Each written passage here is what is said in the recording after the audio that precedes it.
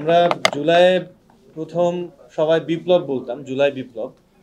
কেউ কেউ এটিকে বর্ষা বিপ্লবও বলেছি। পরে আস্তে আস্তে আমরা দেখলাম যে এক ধরনের বিবর্তন হচ্ছে আর কি। এই টার্ম বা শব্দগুলো চেঞ্জ হইতে হইতে জুলাই বিপ্লব হয়ে গেল জুলাই গণ অভ্যুত্থান। একটা সময় পরে দেখা গেল যে গণ অভ্যুত্থানের গণটা নাই হয়ে গেল জুলাই অভ্যুত্থান। জুলাই অভ্যুত্থান থেকে এটি বিবর্তিত হয়ে একটা সময় বলা হলো যে এটি একটি জুলাই আন্দোলন, এবং একটা সময় দেখা যাবে যে এটি আসলে আন্দোলনও না, এটি জাস্ট একটা পরিবর্তন।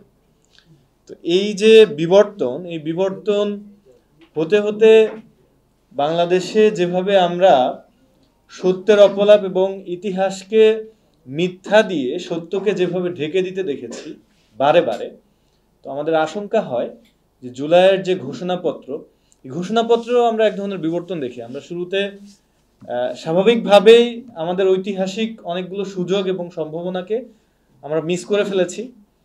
আমাদের 5ই আগস্টের পরপরই প্রোক্লেমেশন অফ সেকেন্ড রিপাবলিক হওয়ার কথা ছিল, এবং সেটি ঘোষণার মধ্য দিয়ে একটি বিপ্লবী পরিবর্তন আমরা বাংলাদেশে দেখার প্রত্যাশায় আকাঙ্ক্ষায় এদেশের আপামর জনসাধারণ তাদের বুকের তাজা রক্ত ঢেলে দিয়ে যে অভূতপূর্ব নিদর্শনটা আমরা দেখেছি সেটি আমাদের প্রাপ্য ছিল, কিন্তু আমরা পাইনি। আমরা বাংলাদেশে ঐতিহাসিক এই সুযোগগুলো মিস করে ফেলেছি, হাতছাড়া হয়ে গেছে।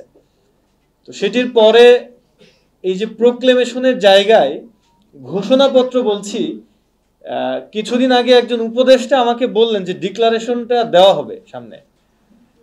প্রোক্লেমেশন এবং ডিক্লারেশনের মধ্যে কিন্তু অনেক তফাৎ আছে। একটু আগে যিনি বললেন যে প্রোক্লেমেশনের একটা সাংবিধানিক আইনগত স্বীকৃতি থাকে, একটা সংবিধানের ভিত্তি হিসেবে এটি স্বীকৃত হয়, কিন্তু যেটি ডিক্লারেশন সেটি কিন্তু সংবিধানে সংযোজিত হওয়াটা আবশ্যক নয়।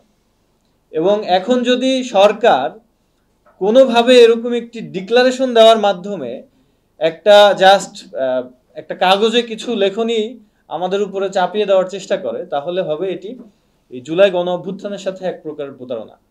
এবং আমরা আশঙ্কা করি জুলাইয়ের এই গণ অভ্যুত্থানের মধ্য দিয়ে আপামর বাংলাদেশের জনগণের যে সম্মিলিত আকাঙ্ক্ষা জাগ্রত হয়েছে, সে আকাঙ্ক্ষার মধ্য দিয়ে যদি একটি শক্তিশালী রাজনৈতিক সামাজিক চুক্তি, ফ্যাসিবাদ এবং আধিপত্যবাদ নিষিদ্ধে রাজনৈতিক চুক্তি যদি আমরা না করতে পারি, একটি চার্টার না করতে পারি, সনদ না করতে পারি, তাহলে এই ডিক্লারেশন আকারে থেকে যাবে।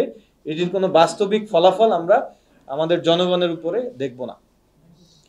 আমাদের চাওয়া হচ্ছে একটি প্রোক্লেমেশন, যে প্রোক্লেমেশনে এই জুলাইয়ের গণ অভ্যুত্থান, যেটি আমরা একটি অসম্পূর্ণ বিপ্লব হিসেবে দেখছি, এটিকে বিপ্লবের রূপ দিতে হলে আমাদের এই প্রোক্লেমেশনের মধ্য দিয়ে আইনগতভাবে সাংবিধানিকভাবে বাংলাদেশে ফ্যাসিবাদ এবং আধিপত্যবাদের সমস্ত প্রবেশাধিকার নিষিদ্ধ করতে হবে, এবং সমস্ত রাজনৈতিক ফ্যাসিবাদ বিরোধী যে রাজনৈতিক দলগুলো, পক্ষগুলো, শক্তিগুলো আছে, তাদের মধ্যে একটি শক্তিশালী চুক্তি থাকতে হবে যে আমরা কখনো বাংলাদেশে ফ্যাসিবাদ এবং আধিপত্যবাদ টলারেট করব না, যেটি হতে পারে জুলাই সনদ।